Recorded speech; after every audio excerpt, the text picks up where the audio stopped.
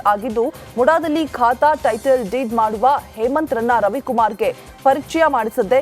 ಹೀಗಾಗಿ ವಿಚಾರಣೆ ಬರಲು ಹೇಳಿದ್ದರು.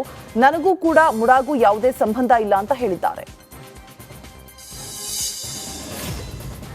ಸಿಎಂ ಮೇಲೆ ಬಿಜೆಪಿಗರ ಆರೋಪಕ್ಕೆ ಮುರುಡೇಶ್ವರದಲ್ಲಿ ಸಚಿವ ಮಾಂಕಾಳು ವೈದ್ಯ ತಿರುಗೇಟನ್ನ ನೀಡಿದ್ದಾರೆ. ಅಧಿಕಾರ ಕಳೆದುಕೊಂಡು ಬಿಜೆಪಿಗರು ಅಸಹಾಯಕರಾಗಿದ್ದಾರೆ. ಮುಡಾ ಹಗರಣ ಆಗಿದ್ದೇ ಆರ್ ಅಶೋಕ್ ಅಧಿಕಾರದಲ್ಲಿದ್ದಾಗ, ಆಗ ಅವರು ನಿದ್ರೆ ಮಾಡ್ತಾ ಇದ್ರಾ ಅಂತ ಕಿಡಿಕಾರಿದ್ದಾರೆ. ಇನ್ನು ಸಿಎಂ ಮೇಲೆ ಯಾವುದೇ ಕಪ್ಪು ಚುಕ್ಕೆ ಬಿದ್ದಿಲ್ಲ, ಬೀಳೋದು ಇಲ್ಲ ಅಂತ ಸಚಿವ ಮಾಂಕಾಳು ವೈದ್ಯ ಹೇಳಿದ್ದಾರೆ. ಮುಡಾ ಮಾಜಿ ಅಧ್ಯಕ್ಷ ಧ್ರುವಕುಮಾರ್ ಸ್ಫೋಟಕ ಹೇಳಿಕೆ ಕೊಟ್ಟಿದ್ದಾರೆ. ನನ್ನ ಅಧಿಕಾರ ಅವಧಿಯಲ್ಲಿ ಸಿಎಂ ಪತ್ನಿ ಪಾರ್ವತಿಗೆ ಭೂಮಿ ನೀಡೋದಕ್ಕೆ ತೀರ್ಮಾನಿಸಲಾಗಿತ್ತು ಅಂತ ಮುಡಾ ಮಾಜಿ ಅಧ್ಯಕ್ಷ ಧ್ರುವಕುಮಾರ್ ಹೇಳಿದ್ದಾರೆ. ಇನ್ನು ತಮ್ಮ ಪತ್ನಿಗೆ ಬದಲಿ ಭೂಮಿ ಕೊಡುವ ನಿರ್ಧಾರಕ್ಕೆ ಸಿಎಂ ಸಿದ್ದರಾಮಯ್ಯ ಒಪ್ಪಲಿಲ್ಲ. ನಾನು ಸಿಎಂ ಆಗಿರುವ ಟೈಮ್ನಲ್ಲಿ ಈ ನಿರ್ಣಯ ಬೇಡ ಅಂದ್ರು ಅಂತ ಧ್ರುವಕುಮಾರ್ ತಿಳಿಸಿದ್ದಾರೆ. ನನ್ನ ಅವಧಿಯೊಳಗೆ ಈ ಒಂದು ವಿಷಯ ಚರ್ಚೆಗೆ ಬಂದಂಥ ಸಂದರ್ಭದಲ್ಲಿ ನಾನು ಆಯುಕ್ತರಿಗೆ ಈ ರೀತಿ ಆಗಿರೋದ್ರಿಂದ ಅವರಿಗೆ ಬದಲಿ ಜಾಗವನ್ನು ಕೊಡಬೇಕು ಅಂತೇಳಿ ಒಮ್ಮತದಲ್ಲಿ ತೀರ್ಮಾನವನ್ನು ತೆಗೆದುಕೊಂಡ ಸಂದರ್ಭದಲ್ಲಿ ಮುಖ್ಯಮಂತ್ರಿ ಆದಂಥ ಆ ದಿನ ಮುಖ್ಯಮಂತ್ರಿ ಆದ ಸಿದ್ದರಾಮಯ್ಯನವ್ರಿಗೂ ಸಹ ನಾನು ಕೇಳಿದ ಸಂದರ್ಭದಲ್ಲಿ ಅವರು ಇದಕ್ಕೆ ಯಾವುದೇ ಥರವಾದ ಪ್ರತಿಕ್ರಿಯೆ ಕೊಡಲಿಲ್ಲ. ಇದು ನಾನು ಮುಖ್ಯಮಂತ್ರಿ ಆಗಿರೋದ್ರಿಂದ ಇದು ನಾನು ತಿರಸ್ಕಾರ ಮಾಡ್ತೀನಿ ಅಂತ ಹೇಳಿದ್ರು. ಅಷ್ಟಕ್ಕೆ ಆ ಒಂದು ವಿಷಯ ಆಯಿತು. ಮುಂದೆ ನನ್ನ ಅವಧಿನೂ ಸಹ ಮುಗೀತು. ಮುಂದಿನ ದಿನಗಳಲ್ಲಿ ಏನಾಗಿದೆ ಅನ್ನೋದು ನನಗೆ ಗೊತ್ತಿಲ್ಲ. ಬದಲಿ ಸರಿ ಸಮಾನಾಂತರ ಬಡಾವಣೆಯಲ್ಲಿ ಕೊಡೋದು ಅಂತ ಹೇಳಿ ತೀರ್ಮಾನ ಮಾಡಿದ್ದು. ಅದೇ ಅಭಿವೃದ್ಧಿಪಡಿಸಿರುವಂಥದ್ದು ಮೂಡಾದವರು ಅಕ್ವೈರ್ ಮಾಡ್ಕೊಂಡಿರೋದ್ರಿಂದ ಅದು ಪರಿಶೀಲನೆ ಮಾಡಿ ಅವರಿಗೆ ಸೂಕ್ತವಾದಂಥ ಸ್ಥಳದಲ್ಲಿ ಜಾಗವನ್ನು ಕೊಡಬೇಕು ಅಂತೇಳಿ ಆ ಒಂದು ಸಭೆಯಲ್ಲಿ ಒಮ್ಮತದ ತೀರ್ಮಾನವನ್ನು ತೆಗೆದುಕೊಂಡ ನಂತರ ಸಿದ್ದರಾಮಯ್ಯನವರ ಶ್ರೀಮತಿ ಪಾರ್ವತಿಯವ್ರದ್ದು ಅಂತ ಹೇಳಿ ಗೊತ್ತಾದ ನಂತರ ನಾನು ಮುಖ್ಯಮಂತ್ರಿಯವ್ರನ್ನ ಭೇಟಿ ಮಾಡಿ ಕೇಳಿದೆ. ಅವರು ಅದಕ್ಕೆ ತಿರಸ್ಕಾರ ಮಾಡಿದ್ರು. ನನ್ನ ಅವಧಿಯೊಳಗೆ ಯಾವುದೇ ಥರವಾದಂಥ ಇಂತಹ ಒಂದು ವ್ಯವಸ್ಥೆಗೆ ನಾನು ಬರೋದಿಲ್ಲ, ನನಗೆ ಬೇಡ ಅನ್ನೋ ಒಂದು ವಿಷಯವನ್ನು ಸಹ ನಾನು ಪ್ರಸ್ತಾಪ ಮಾಡಿ. ಇನ್ನು ಚನ್ನಪಟ್ಟಣ ಕಾಂಗ್ರೆಸ್ ಅಭ್ಯರ್ಥಿ ಯೋಗೇಶ್ವರ್ಗೆ ಸಂಕಷ್ಟ ಎದುರಾಯ್ತಾ ಅನ್ನೋ ಚರ್ಚೆ ಶುರುವಾಗಿದೆ. ತಂದೆಯ ವಿರುದ್ಧವೇ ಪುತ್ರ ಶ್ರವಣ್ ಫೋರ್ಜರಿ ಕೇಸ್ ದಾಖಲಿಸಿದ್ದಾರೆ. ಯೋಗೇಶ್ವರ್ ವಿರುದ್ಧ ಸ್ವಂತ ಮಗನೇ ಸಹಿ ಫೋರ್ಜರಿಯ ಆರೋಪವನ್ನು ಮಾಡಿದ್ದಾರೆ. ಪುತ್ರನ ದೂರು ಹಿನ್ನೆಲೆ ನಾಳೆ ಕೋರ್ಟ್ನಲ್ಲಿ ವಿಚಾರಣೆ ಕೂಡ ನಡೆಯಲಿದೆ. ಬೆಂಗಳೂರಿನಲ್ಲಿರುವ ಮನೆಗೆ ಸಂಬಂಧಪಟ್ಟಂತೆ ದಾಖಲೆಯಲ್ಲಿ ಸಹಿ ನಕಲಿ ಮಾಡಿದ ಆರೋಪ ಕೂಡ ಕೇಳಿಬಂದಿದೆ.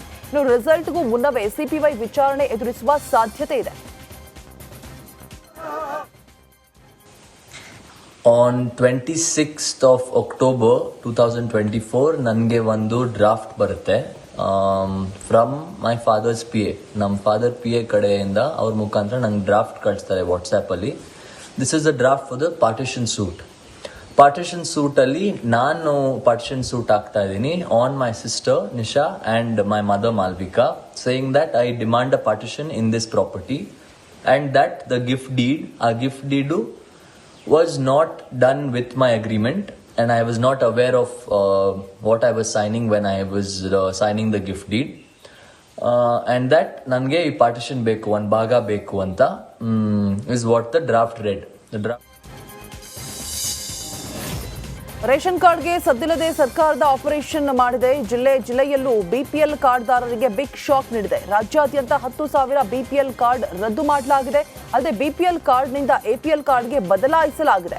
ಕಲಬುರಗಿ ಜಿಲ್ಲೆಯಲ್ಲಿ ಅತಿ ಹೆಚ್ಚು ಅಂದ್ರೆ 78,058 ಅಕ್ರಮ ಬಿಪಿಎಲ್ ಕಾರ್ಡ್ ಇರೋದು ಪತ್ತೆಯಾಗಿದೆ. ದಾವಣಗೆರೆಯಲ್ಲಿ ಸಂಸದ BY ರಾಘವೇಂದ್ರ ಸರ್ಕಾರದ ವಿರುದ್ಧ ವಾಗ್ದಾಳಿ ನಡೆಸಿದ್ದಾರೆ. ಕಾಂಗ್ರೆಸ್ ಸರ್ಕಾರಕ್ಕೆ ಜನರು ಮೆಜಾರಿಟಿ ಕೊಟ್ಟಿದ್ದಾರೆ. ಇವರಿಗೆ ಅಭಿವೃದ್ಧಿ ಕೆಲಸ ಮಾಡೋಕೆ ಸಾಕಷ್ಟು ಅವಕಾಶಗಳಿದೆ. ಆದರೆ ಸರ್ಕಾರದಲ್ಲಿ ದಸರಾ, ಗಣೇಶ, ದೀಪಾವಳಿ ಹಬ್ಬದಂತೆ ಒಂದೊಂದೇ ಭ್ರಷ್ಟಾಚಾರ ಹಗರಣಗಳು ಕೂಡ ಹೊರಬರ್ತಾ ಇದೆ. ಈ ಗಡಿಬಿಡಿಯಲ್ಲಿ ಬಿಪಿಎಲ್ ಕಾರ್ಡ್ ರದ್ದು ಮಾಡ್ತಾ ಇದ್ದಾರೆ ಅಂತ ಕಿಡಿಕಾರಿದ್ದಾರೆ. ಇವ್ರು ಕೊಟ್ಟಂತ ಗ್ಯಾರಂಟಿಯನ್ನ ಪೂರ್ಣಗೊಳಿಸಕ್ಕೆ ಇವ್ರ ಕೈಲಿ ಆಗ್ತಾ ಇಲ್ಲ. ಸರ್ಕಾರಿ ನೌಕರರಿಗೆ ಸಂಬಳ ಕೊಡ್ಲಿಕ್ಕೆ ಆಗ್ತಾ ಇಲ್ಲ. ಹಾಗಾಗಿ ಈ BPL ಮುಖಾಂತರ ಅದನ್ನು ಕಾರ್ಡ್ಗಳನ್ನು ಕಮ್ಮಿ ಮಾಡಿ ಇವರೇನು ಉಚಿತವಾಗಿ ಮೋದಿ ಕೊಡೋಂಥ ಅಕ್ಕಿಯನ್ನು ನಾ ಕೊಟ್ಟೆ ಅಂತೇಳಿ ಭಾಷಣ ಮಾಡ್ಕೊಂಡು ದಿನ ಕಳೀತಾ ಇದ್ದಾರೆ. ಇವರು ಸೊ ಅಲ್ಲೇ ಅಂಥದ್ರಲ್ಲಿ ಇವತ್ತು ಹಣಕಾಸನ್ನು ಉಳಿಸ್ಕೊಂಡು ಇವತ್ತು ಸರ್ಕಾರಿ ನೌಕರಿ ಸಂಬಳ ಕೊಡೋಂಥ ದುಸ್ಥಿತಿ ಬಂದಿದೆ. ಅದಕ್ಕೆ ಬಡ ಜನರನ್ನು ಇವತ್ತು ಬಲಿ ಕೊಡುವಂಥ ಕೆಲಸವನ್ನು ಮಾಡ್ತಾ ಇದ್ದಾರೆ. ವಕ್ಫ್ ಆಸ್ತಿ ವಿವಾದ ಸಂಬಂಧ ನಾಳೆ ಹಾವೇರಿಯಲ್ಲಿ ಬೃಹತ್ ಪ್ರತಿಭಟನೆ ಮಾಡೋದಕ್ಕೆ ಬಿಜೆಪಿ ಸಜ್ಜಾಗಿದೆ. ಈ ಬಗ್ಗೆ ಮಾತನಾಡಿದ ಬಿಜೆಪಿ ಜಿಲ್ಲಾಧ್ಯಕ್ಷ ಅರುಣಕುಮಾರ್ ಪೂಜಾರ್, ಹಲವೆಡೆ ರೈತರ ಜಮೀನುಗಳು, ಮಠಗಳು ಹಾಗೂ ಮನೆಗಳ ಪಹಣಿ ಪತ್ರಗಳಲ್ಲಿ ವಕ್ಫ್ ಬೋರ್ಡ್ ಅಂತ ನಮೂದು ಮಾಡಿರುವುದನ್ನು ವಿರೋಧಿಸಿ ನಾಳೆ ಬೃಹತ್ ಪ್ರತಿಭಟನೆ ಮಾಡ್ತೇವೆ ಎಂದಿದ್ದಾರೆ. ಈ ಪ್ರೊಟೆಸ್ಟ್ನಲ್ಲಿ ಸಂಸದ ಬಸವರಾಜ ಬೊಮ್ಮಾಯಿ, ಹಲವು ಮಠಾಧೀಶರು, ಜಿಲ್ಲೆಯ ಬಿಜೆಪಿ ಮಾಜಿ ಸಚಿವರು, ಮಾಜಿ ಶಾಸಕರು ಹಾಗೂ ರೈತರು ಭಾಗವಹಿಸಲಿದ್ದಾರೆ ಎಂದಿದ್ದಾರೆ. ಇವತ್ತು ರೈತರಿಗೆ ಏನೇ ಕಷ್ಟ ಆದರೂ ಕೂಡ 1 ಇಂಚು ಭೂಮಿಯನ್ನು ಕೂಡ ವಕಾಫಿಗೆ ನಾವು ಕೊಡಲಿಕ್ಕೆ ಸಿದ್ಧರಿಲ್ಲ. ಅದು ಸಂಪೂರ್ಣ ನಮ್ಮ ಹಿಂದೂಗಳ ಆಸ್ತಿ, ಇವತ್ತು ನಮ್ಮ ರೈತರ ಆಸ್ತಿ. ಅದನ್ನು ರಕ್ಷಣೆ ಮಾಡ್ತಕ್ಕಂಥ ನಮ್ಮೆಲ್ಲರ ಹೊಣೆ ಇರೋದ್ರಿಂದ ದಿನಾಂಕ 21/11/2024 ಹೊಸಮನಿ ಸಿದ್ದಪ್ಪ ಸರ್ಕಲಲ್ಲಿ ಬೆಳಗ್ಗೆ 11 ಗಂಟೆಯಿಂದ ಸಂಜೆ 6 ಗಂಟೆವರೆಗೆ ನಿರಂತರವಾಗಿ ನಾವು ಧರಣಿಯನ್ನು ಕೈಗೆತ್ತಿದ್ದೇವೆ. ಸಮರ್ಪಕವಾಗಿ ಬಸ್ ಬಿಡುವಂತೆ ಒತ್ತಾಯಿಸಿ ಗದಗ ನರಗುಂದ ತಾಲೂಕಿನ ಬೈರನಹಟ್ಟಿ ಗ್ರಾಮದಲ್ಲಿ ವಿದ್ಯಾರ್ಥಿಗಳು ಪ್ರತಿಭಟನೆಯನ್ನ ನಡೆಸಿದ್ದಾರೆ. ಬೈರನಹಟ್ಟಿ ಗ್ರಾಮ ಪಂಚಾಯಿತಿ ಕಚೇರಿಯ ಮುಂದೆ ವಿದ್ಯಾರ್ಥಿಗಳು ಪ್ರೊಟೆಸ್ಟ್ ಮಾಡಿದ್ದಾರೆ. ಲಾಂಗ್ ರೂಟ್ ಬಸ್ಗಳು ಸ್ಟಾಪ್ ನೀಡ್ತಾ ಇಲ್ಲ, ಹೀಗಾಗಿ ನರಗುಂದ ಹಾಗೂ ಬೈರನಹಟ್ಟಿ ಗ್ರಾಮಕ್ಕೆ ಬಸ್ ವ್ಯವಸ್ಥೆ ಮಾಡಬೇಕು ಅಂತ ಆಗ್ರಹಿಸಿದ್ದಾರೆ.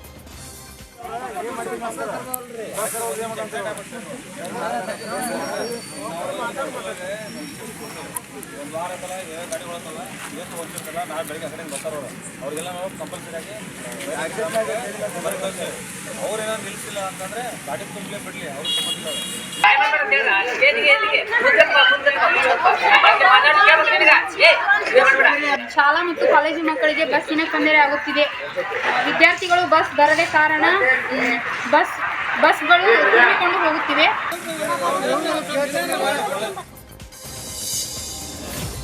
ರಾಯಚೂರಿನಲ್ಲಿ ಕೂಲಿ ಕಾರ್ಮಿಕರಿದ್ದ ಗೂಡ್ಸ್ ವಾಹನ ಚಾಲಕನ ನಿಯಂತ್ರಣ ತಪ್ಪಿ ಕಾಲುವೆಗೆ ಬಿದ್ದಿದೆ. ಕೂಡಲೇ ಸ್ಥಳೀಯರು ಎಲ್ಲರನ್ನೂ ಕೂಡ ರಕ್ಷಿಸಿದ್ದಾರೆ. ಪ್ರಯಾಣಿಕರ ಸಮೇತ ತುಂಬಿ ಹರಿಯೋ ನಾಲೆಗೆ ಟಮ್ ಬಿದ್ದು ಅವಾಂತರ ಸೃಷ್ಟಿಯಾಗಿದೆ. ಗ್ರಾಮಸ್ಥರ ಸಮಯ ಪ್ರಜ್ಞೆಯಿಂದ ಎಲ್ಲರ ಪ್ರಾಣ ಉಳಿದಿದೆ.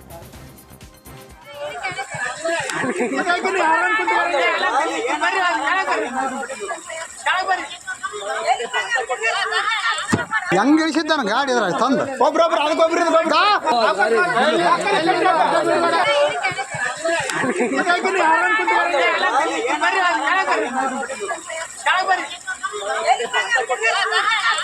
ಹೆಂಗ್ ಇಳಿಸಿದ್ದಾನ ಗಾಡಿ ಇದ್ರ ತಂದು ಒಬ್ರೊಬ್ರು ಅದಕ್ಕೊಬ್ರು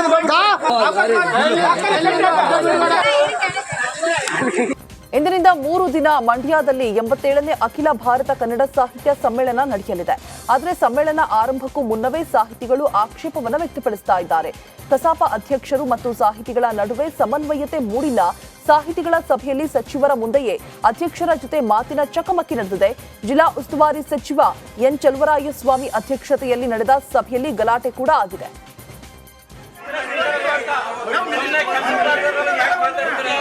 ನಿಮ್ಗಾಗ ಅವಮಾನ ಸಾಹಿತ್ಯ ಪರಿಷತ್ ಅವಮಾನ ಅಲ್ಲ.